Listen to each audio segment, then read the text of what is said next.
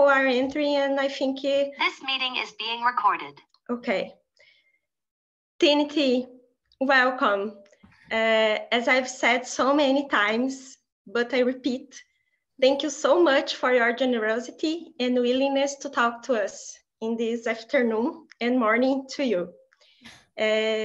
We believe that the correct training of AI involves the awakening of a collective conscience embodied in the issue of diversity of training teams, for example, which is why researching and developing AI for the public interest is so important, because the consequences are collective. I believe that nowadays, ethical AI and human rights are two sides of the same process that generates social impacts. Timnit, your work and activism are very important for this awakening. For example, with the DARE Institute project on tests and documentation datasheets for datasets. Today, this event is also an opportunity for collaboration that help to fulfill the gap in the pipeline, as usually said, about the lack of interdisciplinary approach in AI research for social interest. So our voice, the voices of the Global South, need to be in the debate. Our research needs to be taken into account, especially here in Brazil at this moment when a bill for the regulation of AI is being discussed, as well as in a country with profound social inequalities, so many marginalized population and structural racism. To train an artificial intelligence, we need to awaken our collective intelligence.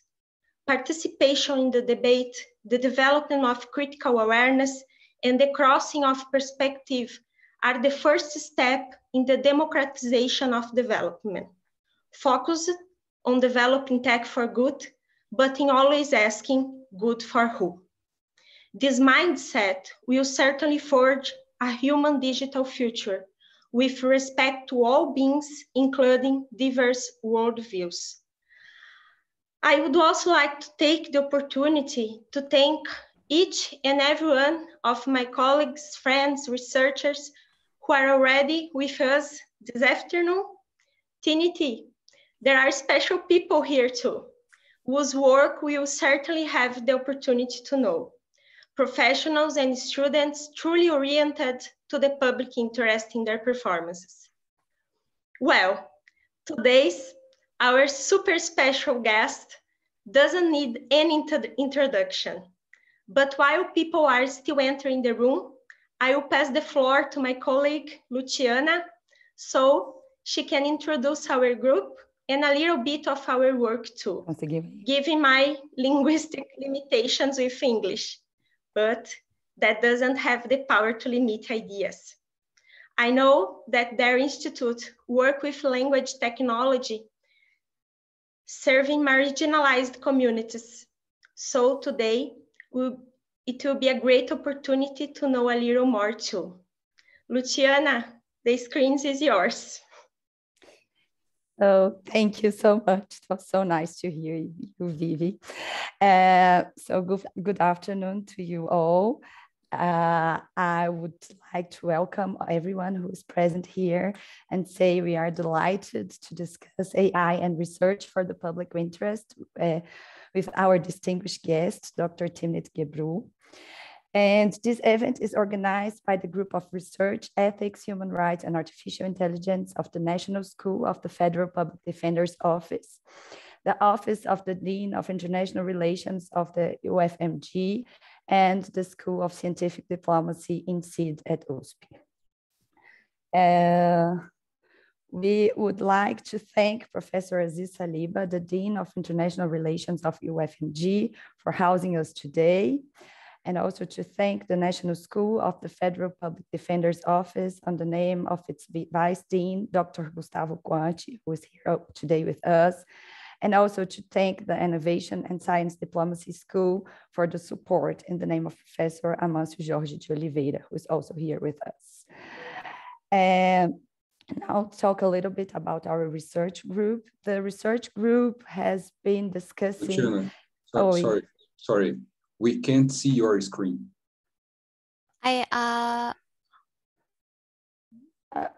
But can you see are Fernanda's screen? Yeah, I can see PowerPoint. Yeah, but we can't see when you change the PowerPoint. Oh, are you changing? Yeah. Oh, okay. So just 1 second. This was the thank you. Is it on slide share? Yeah, because the slides are on Fernanda's screen. Can you see the thank you slide or not? No, Luciana, we see slide number 6. That's what I see anyways. Okay, now it's changing. Okay, great. So this was the thank you that I just said. Can you see the thank you slide? Yes? Or yeah. No? Yes? Yeah. Oh, great. So now the next one, which is about our group. So the research group has been discussing AI and its ethical and legal implications for the public interest, focused on the Brazilian reality. The group recognizes the benefits of AI, but at the same time, it's very concerned with the possibility of AI being developed for racist, sexist, and discriminatory results. As the group belongs to the National School of the Federal Public Defender's Office, which is in Brazil, the institution that has the duty to provide juridical assistance free of charge to the most vulnerable and impoverished ones, we are concerned with AI's impact on the most vulnerable people in Brazil, who might be the most affected by those technologies. So the Federal Public Defender's Office also has the mission of human rights education. And one of our intended future outcomes is to provide human rights education on this regard. So now I'll change the slide for the next one. The group sent a contribution to the National Congress, which is discussing in Brazil the regulation of AI, which among other issues reinforces the importance of diversity of teams developing AI. We are also launching a book entitled Artificial Intelligence and Human Rights, Contributions to a Regulatory Framework in Brazil, which you can see the summary on the screen. And we invite you all to read our book and also our contribution to the National Congress, which is at the Federal Public Defender's Office website, or you can also email us. Our email is on the screen and we will send it to you. Among the current research agenda of the group are the colonial perspectives of AI and a feminist approach to AI, in which the group questions in whose interest are AI systems that can enhance inequality and reinforce historical discrimination. Furthermore, we try to think through paths to address it. We hope you all enjoy our conversation. Now I'll just briefly present the group members. So we have our coordinator, who is Dr. Ana Luisa Zago de Moraes. She's a federal public defender, and she also holds a PhD degree in criminal science from Pública, Rio Grande do Sul. Fernanda Alves de Carvalho, who is a volunteer lawyer at UFMG and also a PhD candidate at UFMG. Gustavo Carlos Macedo, who is a professor of international affairs and also holds a PhD in international relations at USP. Myself, I'm a federal public defender and also a PhD candidate at UFMG. Tainá Garcia Maia, who is a research fellow and PhD candidate at the University of Münster. And Viviane Del Grossi, who is a federal public defender and PhD candidate at USP, and who was lucky enough to send Timnit an email and she got an amazing answer, which made possible our event today. So now I'll briefly present our distinguished guest, and give the floor to her. So Timnit Gebru is the founder and executive director of the Distributed Artificial Intelligence Research Institute there. And prior to that, she was fired by Google in December 2020 for raising issues of discrimination in the workplace, where she was serving as a co-lead of ethical AI research team. She received her PhD from Stanford University and did a postdoc at Microsoft Research, New York City in the Faith, Fairness, Accountability, Transparency, and Ethics in AI group, where she studied algorithm bias and the ethical implications underlying projects aiming to gain insights from data. Timnit also co-founded Black in AI, a nonprofit that works to increase the presence, inclusion, visibility, and health of Black people in the field of AI, and is on the board of Addis Coder, a nonprofit dedicated to teaching algorithms and computer programming to Ethiopian high school students free of charge. Timnit, we are really delighted to have you here today. The virtual floor is yours.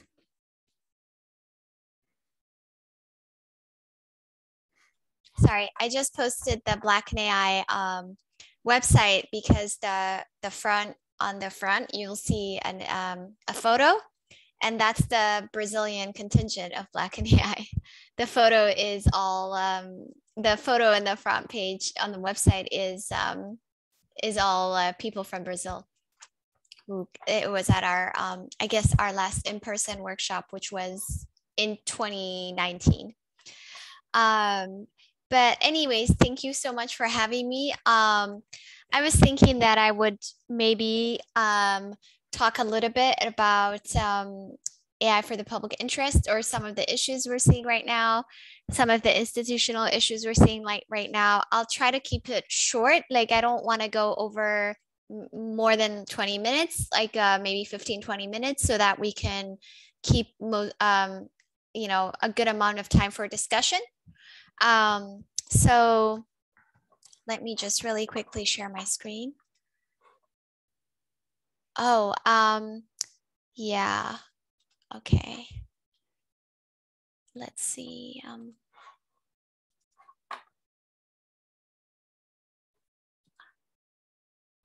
Do you see the whole screen? Okay, so you know, I've been working on, so I used to be an electrical engineer. I studied what's called analog circuit design, just working on circuits and designing circuits. I used to work at Apple doing audio circuitry because I also liked music. And then I went back to get my master's and my PhD, and you know, I was working in a computer vision, which is a segment of AI, right? And I basically started noticing a lot of issues, and I tried to work on those issues from different angles, right? First is like, oh, let's create, you know, a network of Black people in AI. Then there's, after Black in AI came a lot of other organizations like Latinx in AI, queer in AI, disabilities in AI, etc. Like, to build, you know, power, right? Like, if you're a community that is underrepresented or that doesn't have any sort of political power, you kind of want to build that solidarity.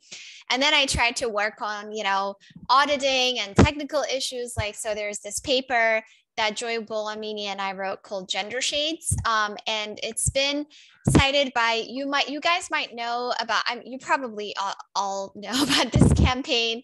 I believe is it a campaign to ban face recognitions used by law enforcement that was going on in Brazil very recently? I was getting tagged a lot on this campaign. They were citing our paper. So I worked on kind of auditing, right? Like looking at APIs, like software that is available by different companies, and seeing how they work for different people. You know, I tried to do all sorts of stuff, but really at the end of it, I kept on coming up against something that is extremely strong, that is impossible to make progress unless you dismantle this issue. And that's the institutional problems, the institutional incentive structures the money and where it comes from and how it's made. And so within this structure, no matter what you do, it feels like things won't change unless, we address this kind of issue. So, so to me, that issue exists both in, not just in industry, like these huge corporations like Google and Microsoft, etc., or Facebook, whatever, but also in academia. So when you look at, I went to Stanford, right? When you look at the history of Stanford and Silicon Valley, it's very intertwined. The school and the companies are very, very intertwined. They're almost the same. And then you look at the history of artificial intelligence and the funding, and it's a lot of it is related to warfare. So I think if we don't really kind of think about those institutional structures, it's very difficult to make progress in the kinds of things that we want to do. So I wanted to start with this Karen Howe. I really like her. She's a journalist who used to be at MIT Tech Review, but she's now at, I guess, at the Wall Street Journal. And, she has this tweet that was like, when a company like Google or Microsoft or OpenAI builds these huge models so that they are benevolent tech dictators, get to exclusively decide what kinds of problems they want their models to tackle, that does not make the world a more equitable place.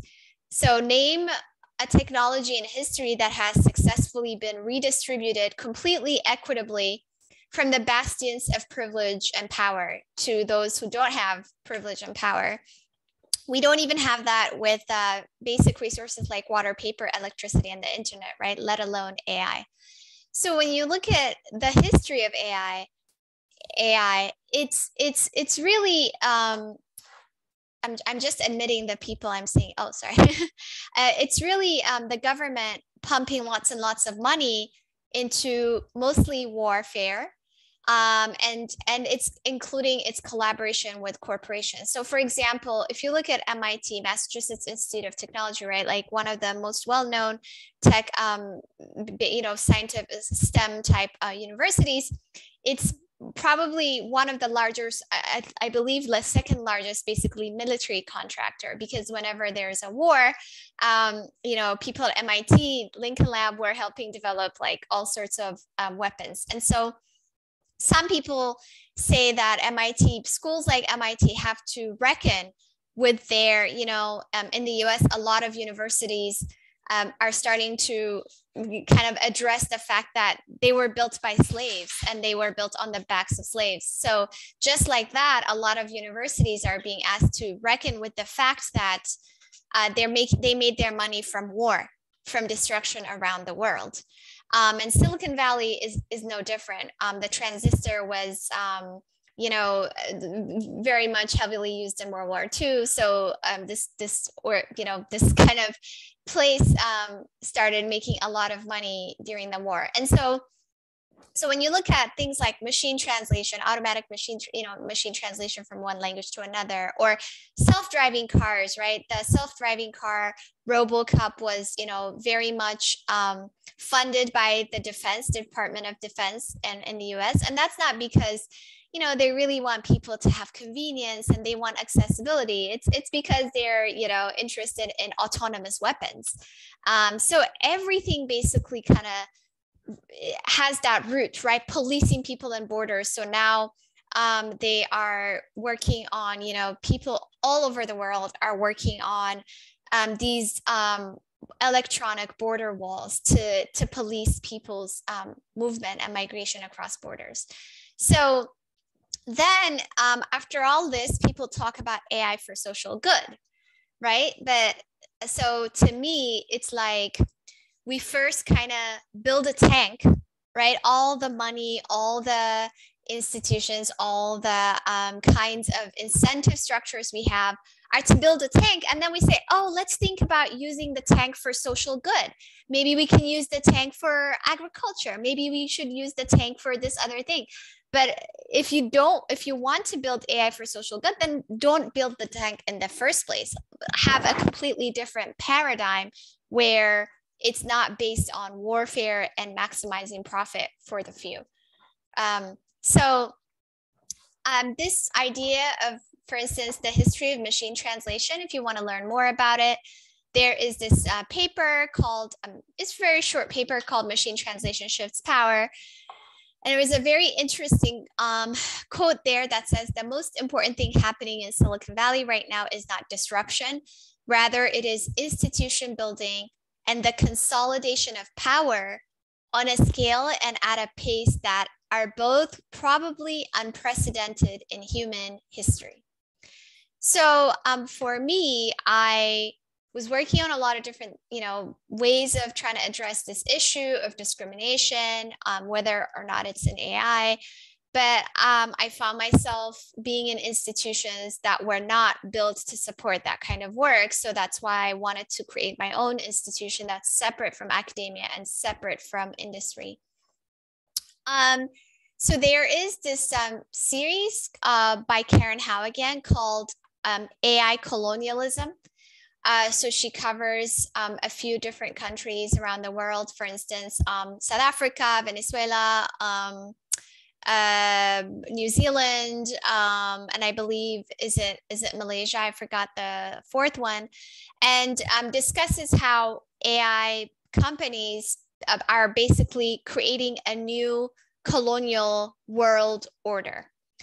And the way this is happening is in many different ways. One of them is by the fact that a lot of these types of models that are being built right now, whether it is, it's many ways in which this colonial order is being reinforced, but one of them is that the way these models are being built, they need a lot of workers to label data. And the way these workers are often in, well, obviously they're not in Silicon Valley. There are many different locations and they are very, very vulnerable, and they're not in a situation where they can advocate for themselves, and they're extremely underpaid. So the current AI is actually being powered by lots and lots of people, exploited, and data laborers. And so this is one way in which AI is creating a new colonial world order. The second way in which it's doing it, of course, is in the way that AI is being used, which is often on people in marginalized groups, whether it is to criminalize them or to police their movements. So in my opinion, if these large tech companies were forced to, if they didn't have the option to exploit labor the way they're doing, they wouldn't be rushing to build huge systems that require lots and lots of data, that require lots and lots of compute. So for example, there was this article on Time magazine recently, which is about content moderators working for a company called Sama. So a lot of these companies, Sama Source is a third-party contractor. So all of them are doing content moderation for Facebook or Meta, but they're hired through this third-party company called Sama, right? And these people they were in the Nairobi office, but they come from all over the continent, the African continent. And one of them, this guy's Daniel, he's South African. He was organizing a union.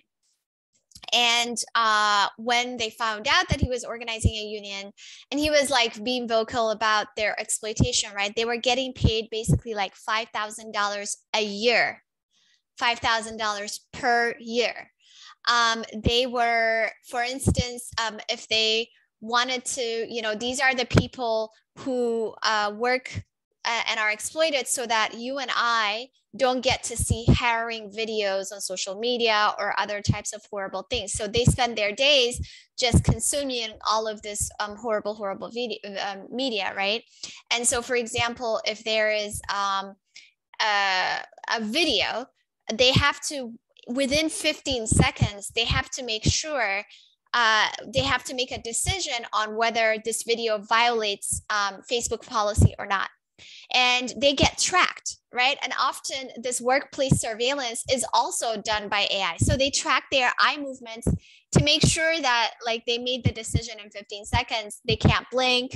And their mental health, they get PTSD from consuming all of these issues. So for example, right now, in Ethiopia, there is a genocide that is happening that is not really spoken about in the rest of the world, but in the northern state of Tigray has been under a siege for more than 18 months. No food, no electricity, no phone, nothing, right? And more than 500,000 people have died, approximately, estimated.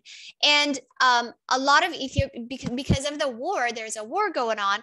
There's all of this horrible stuff on social media, and all of these Ethiopian content moderators were consuming all of this kind of horrible content, and 8 of them quit within 1 week, right? Because they couldn't deal with the trauma, and there wasn't any sort of support for them, and so they were being exploited.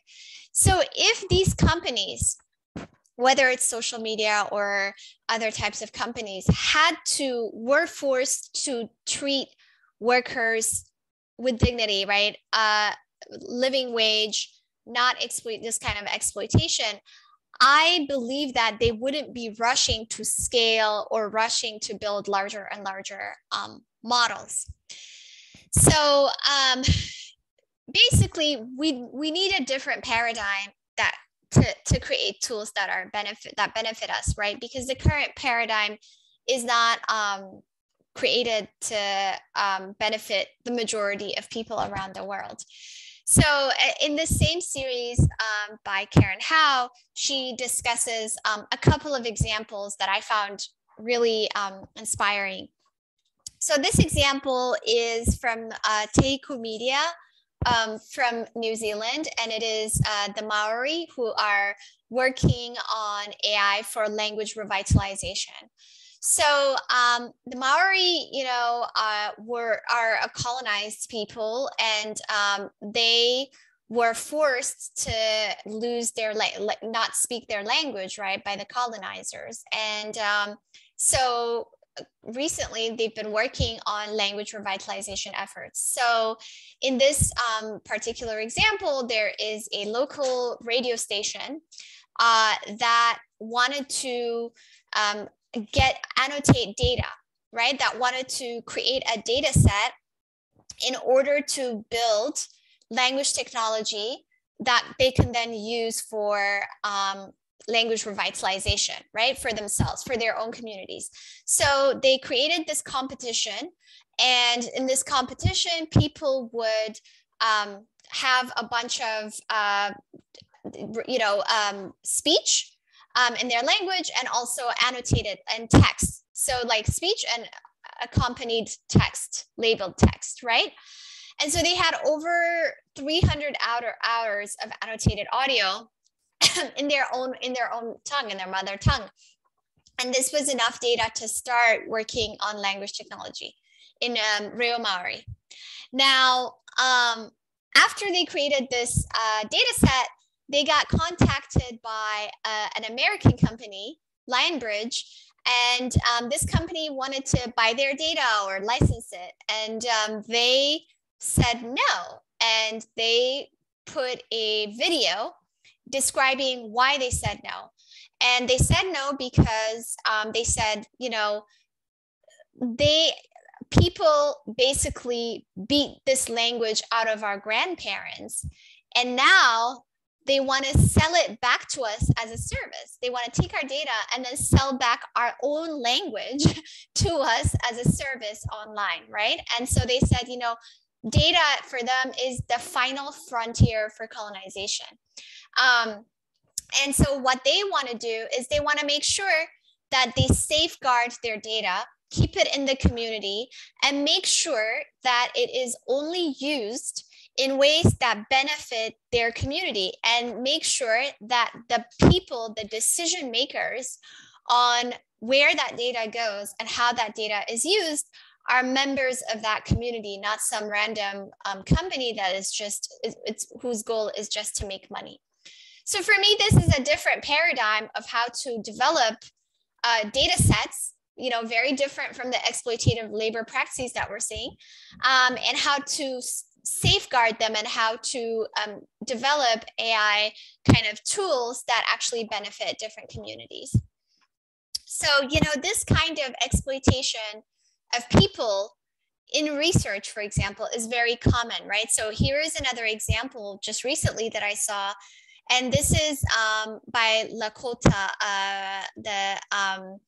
in Standing Rock, and in the US. And here they're talking about how they wanted to ban this group called the Lakota Language Consortium from studying from their reservation, because these people, they're linguists, they're researchers, but they were exploiting the indigenous language speakers. So these researchers come in to the community and they do their research, they're exploiting people, they're not appropriately compensating them, they're not working on things that actually benefit the community. They say, like, while continually misleading our elders to believe that first language speakers' grossly undercompensated and unattributed expertise will freely benefit our language learners, when in fact, the products are generated for sale to our own people and to a global commercial audience, right? This is colonization again in a different form. What happens in colonization? What happens in the African continent, for instance? Look at a company like Apple in the US, worth trillions and trillions of dollars. And where do they get how do they make their products, right? Where do the minerals, where does the raw material come from? Mostly in different places in the African continent. But, and then, they take those raw materials basically for free, and then build something and then sell it back to those people where the raw materials come from. And so this is kind of what is the kind of stuff that's happening with AI as well. So in order to combat this kind of stuff, this kind of practice, there are a number of organizations popping up. This is one example is Masakani, which is a grassroots natural language processing community in Africa for Africans by Africans. And, I created a independent research institute called DARE, right? The Distributed Artificial Intelligence Research Institute. So distributed because we are, people don't have to be located in a specific place to work on AI, because I'd like people from different parts of the world to be able to contribute to the future of what AI should look like. So our main goal is to not do the kinds of practices that I just mentioned. So our first value is community, not exploitation. We want to make sure that our research is rooted in our own communities rather than doing kind of parachuting into some other community and exploiting them. We'd like to have healthy, thriving researchers, because I don't think you can do, long-term thoughtful research by like publishing papers all the time, or making sure that you have to being pressured to have outputs all the time. We'd like to have comprehensive principled processes, which means that as we're working on our research, we want to make sure that we have a research philosophy that is, like I said, not exploitative. And at some point, if we decide that this research should not be done and it needs to be stopped, we should just be able to do that, right? And have lots of documentation and transparency to make sure that we're not rushing and doing things just for the sake of them. And finally, we don't make the assumption that AI is inevitable. That means we don't make the assumption that certain kinds of technologies need to exist, are a given, right? We don't make the assumption that something has to exist. If it doesn't need to exist, if AI doesn't need to exist, then it shouldn't exist, right? So we don't start from the assumption that, AI actually needs to exist. Maybe for a specific, that's called text solutionism, right? Like for a specific issue, it might not be a good thing to use AI, right? Like a lot of people use AI as a hammer and make the assumption that it just needs to exist all over the world. So currently we have a number of research fellows and full-time people. So we're distributed in right now countries in Africa, Europe, and the US. But you know, people are from many different places, right? So Alex is Egyptian American, Dylan Raseja, South African, Meron is Eritrean Swedish, Mila is Argentinian, Safia is from the US, and Shira is in Kenya. And so, you know, one of the examples here is, for instance, when you look at our fellows like Meron, she is a refugee advocate. She has helped more than 16,000 refugees who were trafficked. You can see about, like, there's a documentary called Sound of Torture about her work. And so Meron is someone who very intimately is a victim of, for instance, social media harassment, right? But what I mean by research exploitation is usually it's not the victims who are doing the research or getting the fame of doing whatever research. So if you read about social media harms or misinformation or whatever, it's usually not the victims who write the papers, right? It's usually researchers who are not really the victims. So to me, this kind of can have an exploitative practice.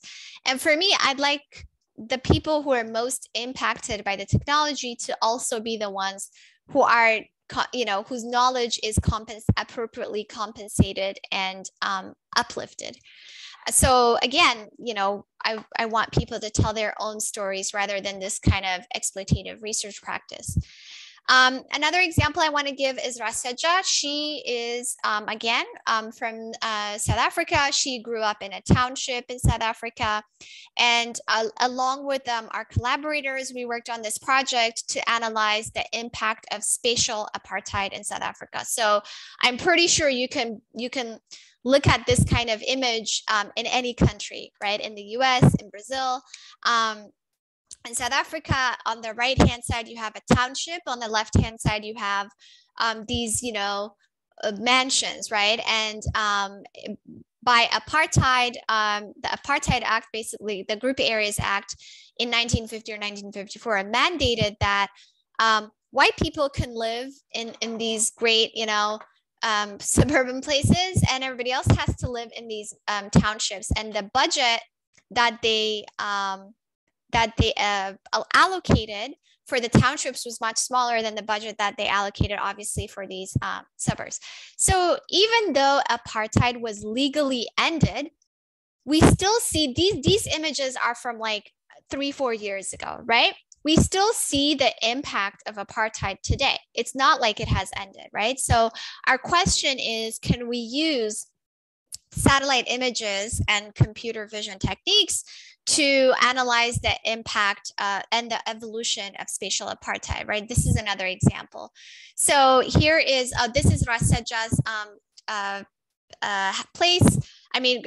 neighborhood. And this is kind of like, if you look at satellite images, over time, you can see how these neighborhoods have been changing, right? Like, look at all of these things that have been built. So our question is, can we do an analysis using computer vision of what kind of neighborhoods we saw? You know, here's an example, 2011 versus 2017, right? It looks very different.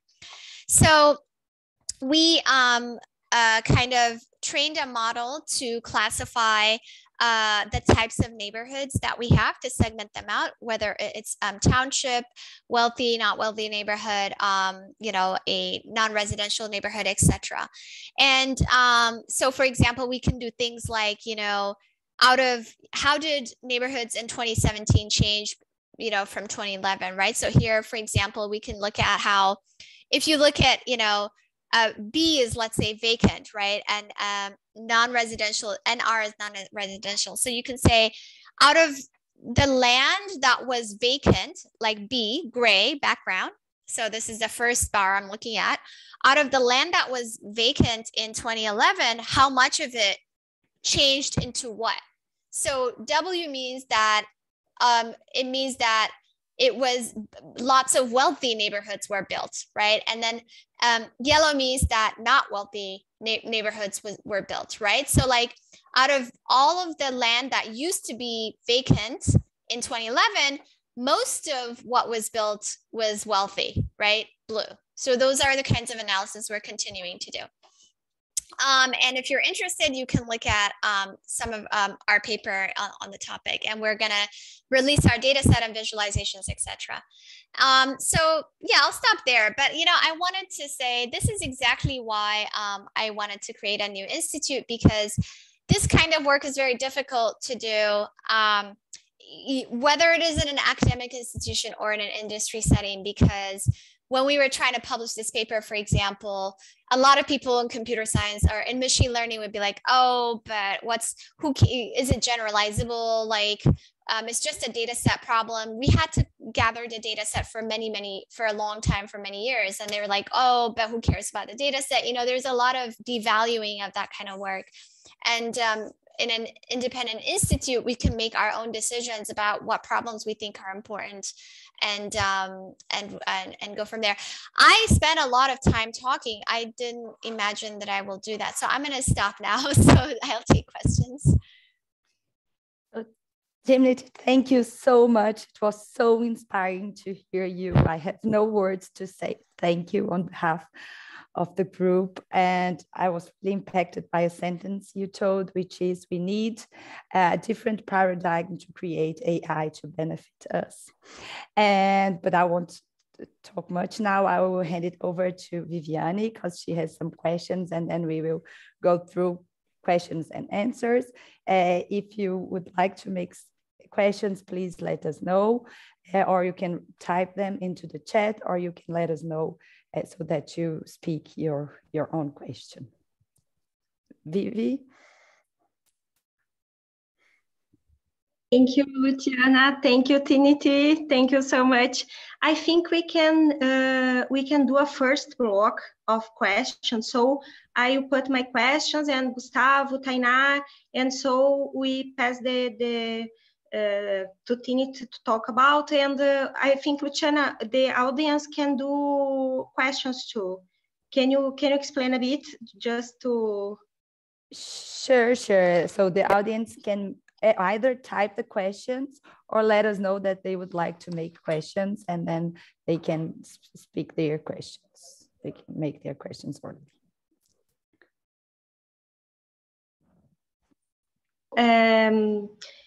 I was reflecting even before the presentation about the research for the public interest. And Timnit, do you know if are there any applicable metrics today, like minimum prerequisites for establishing that a new technology in operation is oriented to the public interest? And in this sense, it's a connected question. Do you understand that the establishment of applicable metrics should be part of regulatory requirements, regulatory frameworks?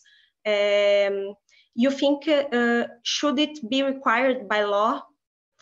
And the last one, are ethical impact assessments, such as the one envisaged in UNESCO's draft recommendation on the ethics of AI, do you think that's it a sufficient tool to assess whether a new technology put to use meets the public interest orientation requirement? Interesting. Yeah. Do you want me to answer now? Do you prefer? Yeah, do you prefer a round of questions, or you prefer one by one? I think one by one, because I'm not going to remember all of them. And then, yeah, this is a very interesting one, because what's been happening is that, when you look at other industries, like for instance, there was this article by Mar Hicks, who's a tech historian, who wrote about Facebook. And they wrote this op-ed, and they said that Facebook's fall from grace very much looks like the big three automakers in the US. So like Ford and, Chevy and all these big automakers, because You know, when you look at the car industry, they arrived and they were doing all the same things. They were engaged in union busting because they didn't want unions. There was no regulation. They didn't want to create safe cars. They didn't want regulation to make sure that cars were safe. There was no like, you know, people didn't have to wear, there was no seat belts. There was no like crash, you know, absorbing or cars or anything like that. Or, you know, driver's license, anybody could drive at any age or whatever. Is, you know, and so how long did it take for any kind of regulation? Like, you know, almost 100 years, right? You know, 60, 70 years. And during that time, what did the companies do? They were sabotaging public transportation, right? They were sabotaging train, you know, the construction of railroads and trains. So I see the same thing with the big tech industry, right? They don't want regulate, and some people have written about big tech and big tobacco and how they were both trying to capture academics, for instance. So tobacco industry, they were trying to lie about the fact that it causes cancer, right? So what they would do is have advertisements like, oh, this doctor says that this cigarette is, you know, and they were funding academics, right, to put out research. So a lot of the tech companies are doing that kind of stuff. First of all, they have so much power that they have so much lobbying power. And so they lobby, you know, in the US, I don't even understand how it's legal, but, you know, they can hire all these people who spend all day talking to government officials. And, you know, all over the world, they, you know, they're kind of primarily based in the US. I guess there are a couple of Chinese companies that are now super popular as well. But their impact goes all over the world, right? And there's kind of, and the whole world is not able to provide input into how this kind of technology should proceed. So it's kind of not new, is what I'm trying to say. It's not new to the AI or other stuff. It's basically the same story with a new technology. Huge companies that have too much power, and then that kind of try to make sure that the law is not for the public interest. Because if it was the public interest, for instance, public transportation would be most for the public interest, not individual cars. And then what happens? The entire city structure changes because of cars. You have all these suburbs. They have been able to change how we view cities and all sorts of transportation for such a long time. And now when we want to go back, it's very difficult to undo all of that harm and go back, right? Tech is kind of the same way.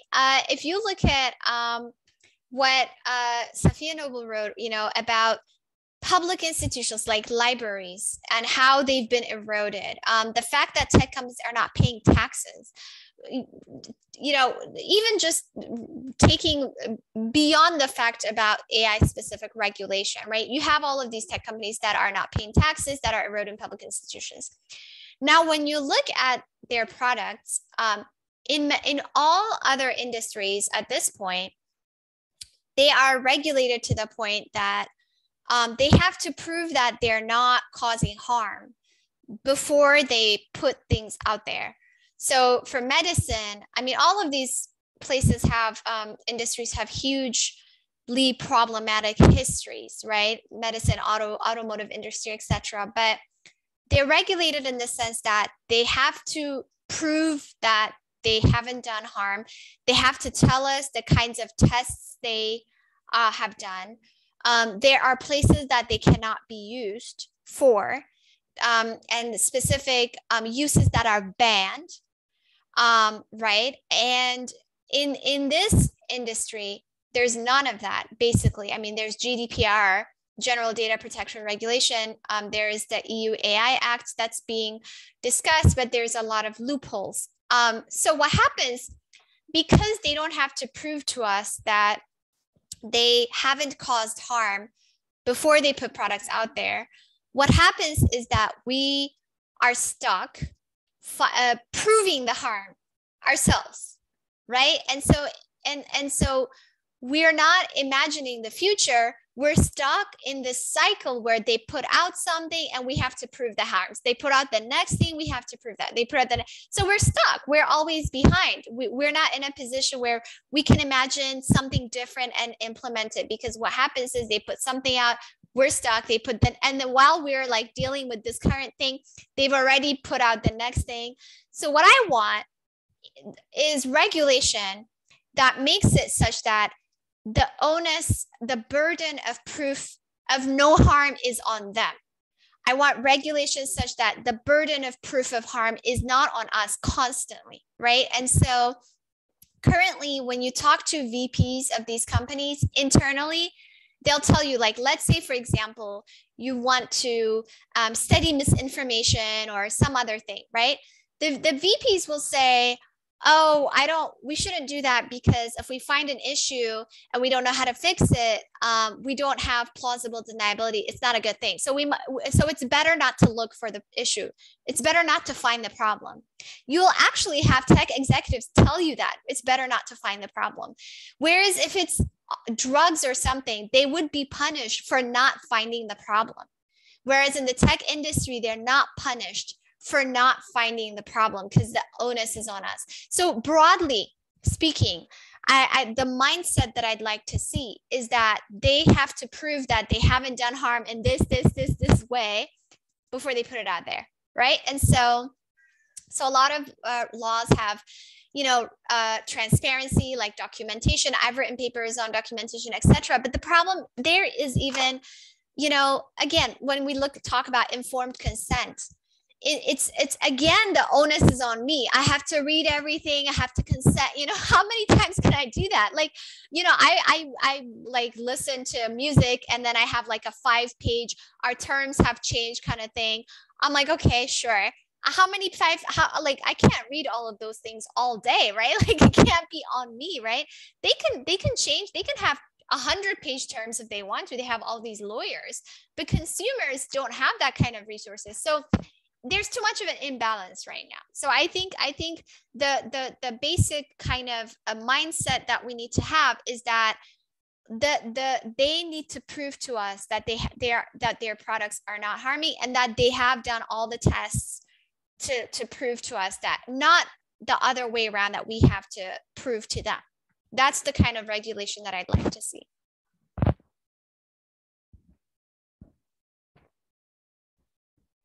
Thank you, Timnit. I will give the opportunity to my colleagues do questions too, but it's very nice, your perspective and your point. I totally agree, because individually we are achieving nothing.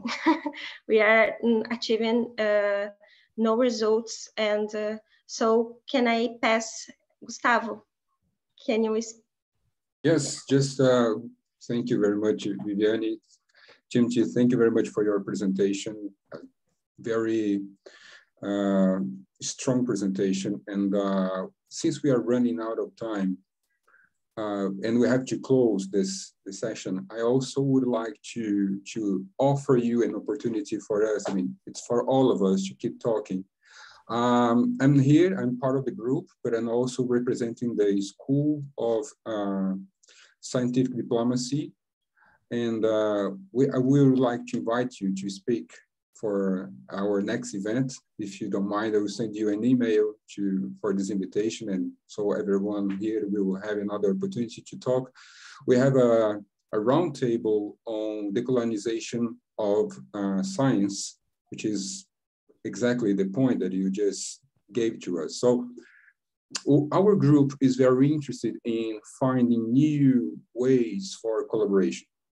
We are looking for collaboration at home and abroad. So since Viviane invited you to this conversation, this is another way of finding a collaboration. So just to finish, are there any other means for us to keep in contact with you? And when I say us, it's everybody here in this audience. Is your institution looking for different or new ways for collaboration? Is there any way that us from Brazil, from our Brazilian experience, we can collaborate with your institute? Yeah, you know, my institute, we launched it in December. It's like a few months ago. So we need to do some basic things. Like we need to get our house in order a little bit before we become a bit more established, because it hasn't even been a year. So I'm thinking, you know, I'm hoping that we will have a number of ways to collaborate. I'm hoping that we will have many different ways to collaborate, you know, and we might have, you know, a speaker series or something where we invite different people. And so like your group could be one of those people, we could be one of those people, so we can learn, you know, we can learn about each other. We're planning on having a newsletter, or like even community sort of input, like of what, you know, we should be working on, what are things that people want to see from us, things like that.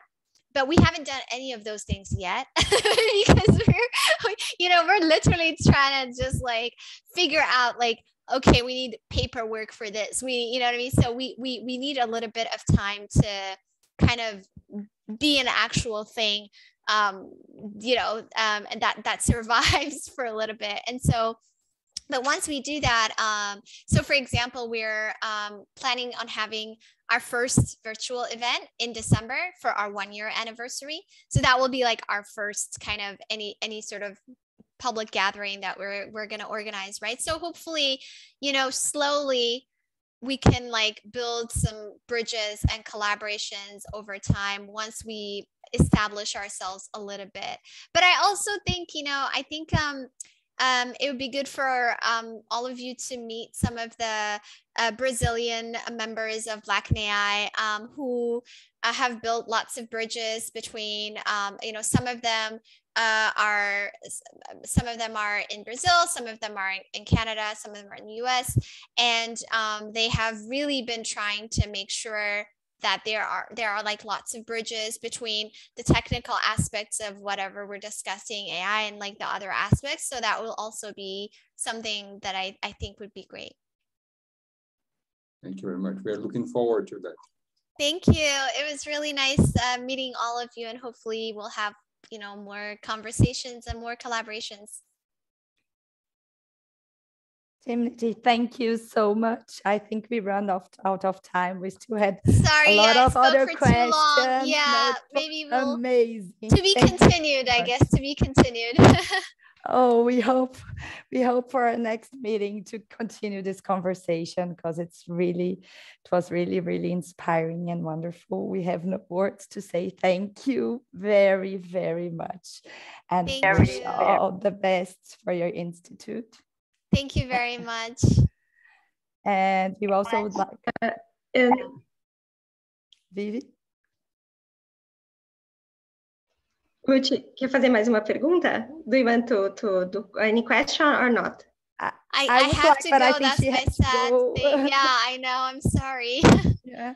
Thank you so much. It was amazing, inspiring to talk to you. We would also like to thank again the Office of the Dean of International Relations at UFMG, which is really literally housing us today. If Enada and myself, we are here today. And we also like to thank Innscid again, and also would like to thank again the National School of the Federal Public Defender's Office. And of course, thank you so much, Timnit, for your time, and thank everyone who was here, who joined this conversation. And we hope we can keep this discussion and find paths to a more inclusive and fair and distributed AI in Brazil. Bye, everybody. Bye. Thank you so much. Thank you from the